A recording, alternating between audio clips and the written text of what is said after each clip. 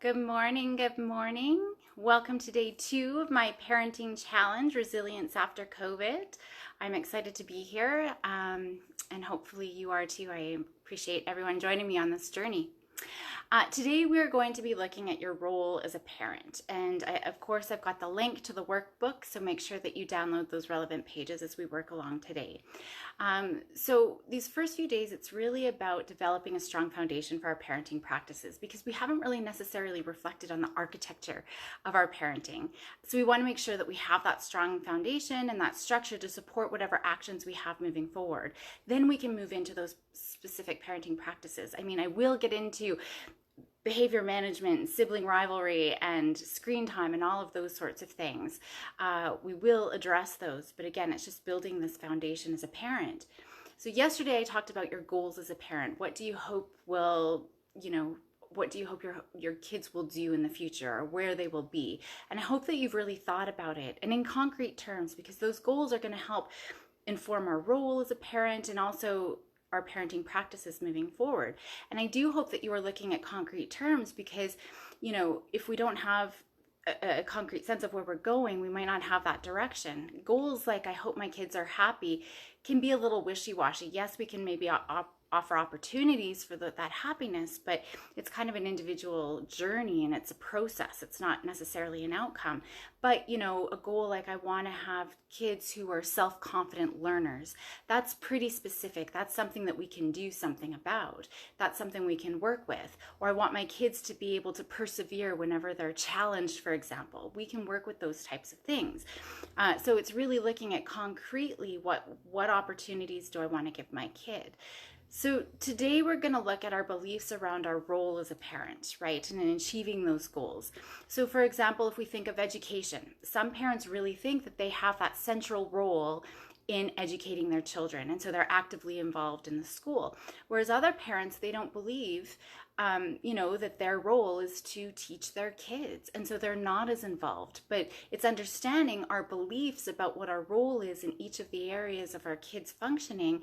It really influences what we're doing in each of those areas, right? And so I know early on, some parents really believe that their children's education is important and they are, integral in that. So we're making sure we're reading with our kids 20 minutes every night. We might be volunteering in their classes, but our roles shift and change as well. So in high school, you might not be taking such an active role.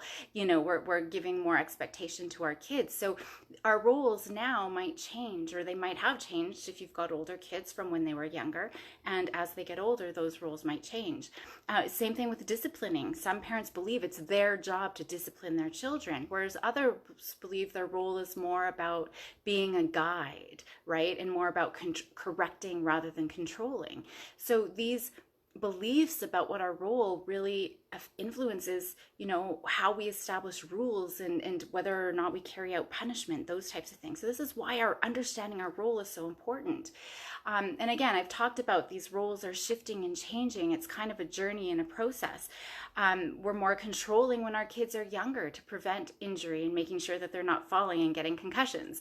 But then, later on, we're not controlling those things so much. Maybe as they get older, we're actually controlling more the relationships, making sure that our teens aren't getting into risky situations and those sorts of things. So it's just looking at this journey as a parent and what our roles are now. So it's important to reflect on those.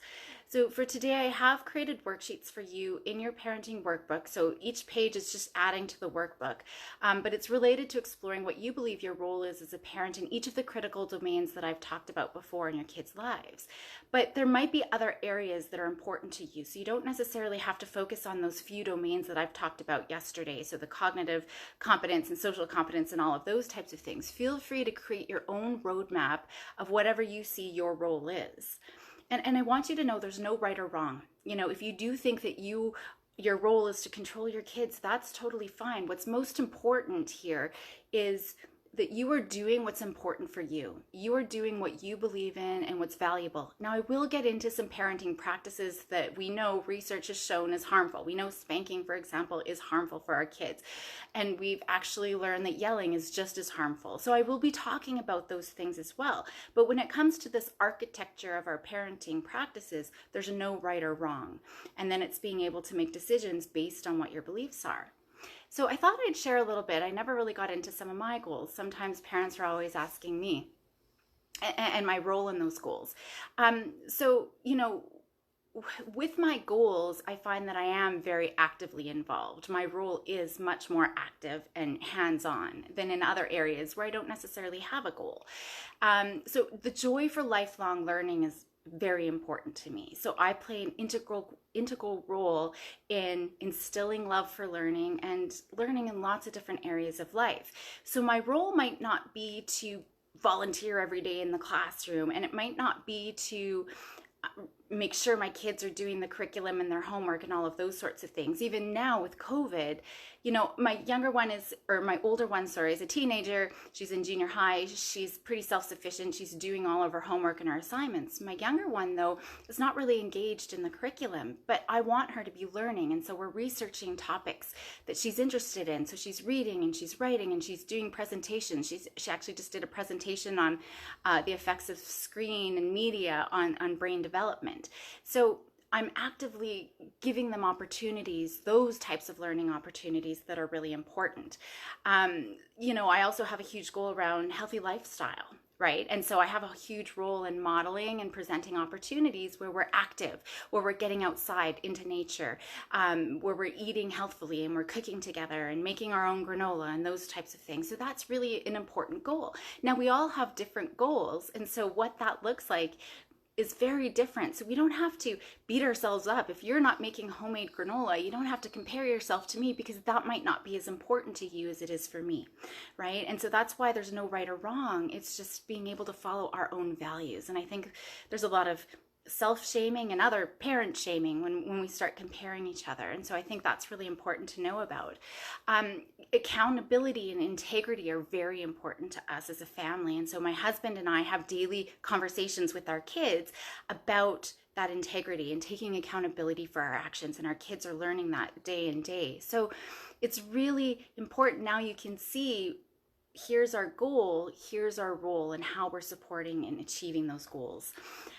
So I want you to take a look at the link and access today's worksheet and really start to think about this role as a parent. And I'd love for you guys to share. I've shared a little bit about my goals and roles and all of those things, but share your comments and your ideas and your goals in the comments box, because I think that sharing will help generate ideas and just maybe even clarity for some of you who are still not sure exactly, what your roles and your goals are. We're going to be moving into part 2 of this, this challenge fairly soon. We're still working on the foundations, but when we move into part 2, I would love to hear your guys' input and feedback about specific topics that you want to hear about. I do have my roadmap of what I'm going to address. Like I said, sibling rivalry and behavior management, emotion regulation and resilience and all of those things. But if there's specific things that maybe you're struggling with or need help with, let me know. You can message me or put it in the comments box. I'm happy to do that. Hopefully you found this helpful. If you did, please share it with any parents that you think might benefit from this. And I hope you have a wonderful day, and go make happy happen. Take care.